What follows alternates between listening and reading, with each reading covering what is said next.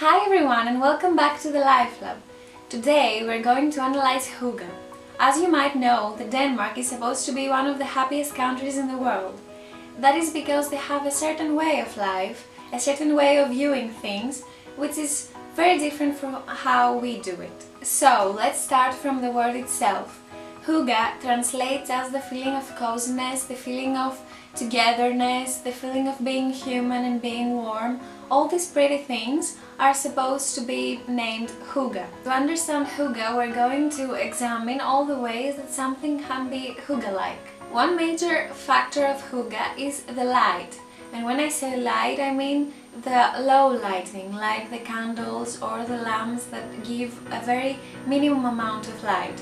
This is to create an atmosphere. You want to have a very ambient light around the house and to create small corners of light that a person can feel safe and warm in them. So, the Hygge boils down to certain things. These things are atmosphere, pleasure, presence, equality, harmony, comfort, truce, togetherness and shelter. Atmosphere we create with the lighting and the candles and the fuzzy socks. Presence we create by being here now, by paying attention to the others around us. Pleasure is by consuming all this comfort food and all these little things that makes us feel happy. These things are coffee, chocolate, popcorn. Popcorn is a major factor in Hygge because it is something that we use together, something that we consume together, usually with movies and all that. So popcorn is Hygge.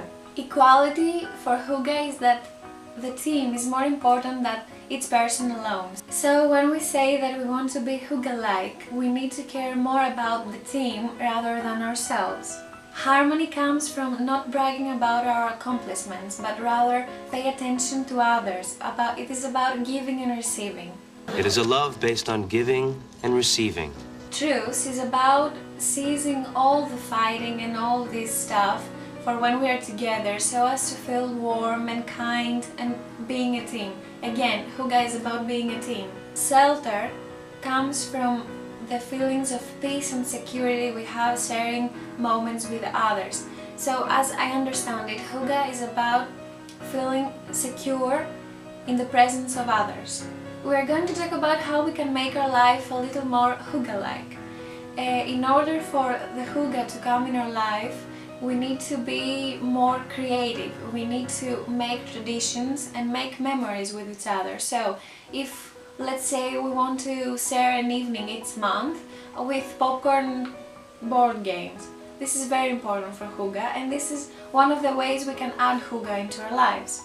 Another major factor of Hygge is about comfort food and comfort drinks. Especially now that it's autumn and in winter time, we can have hot drinks or mulled wine, hot chocolate, tea and all these things that makes us feel warm inside and fuzzy and all that. Hygge isn't only about food and drinks and socks and blankets.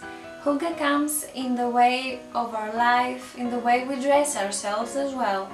It is about choosing the casual over the overdressed and flashy and all that things that can be tacky and stuff.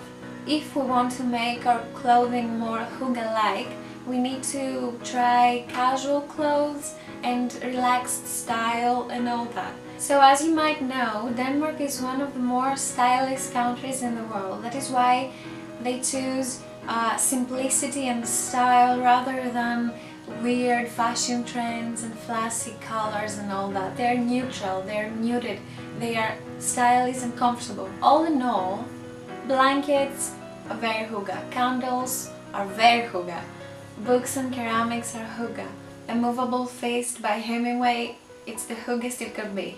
Blankets and cushions and all that, it is very Hygge.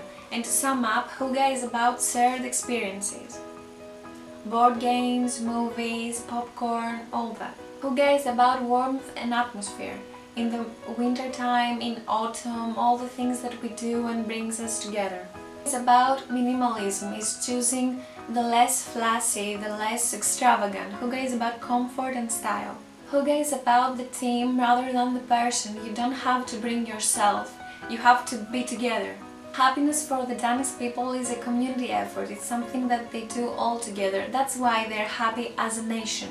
So thank you for being here with us. Don't forget to like and subscribe. We're going to leave all the important details in the description box below. Don't forget to comment all the questions and all the things you might want to share with us, and we hope to see you again soon.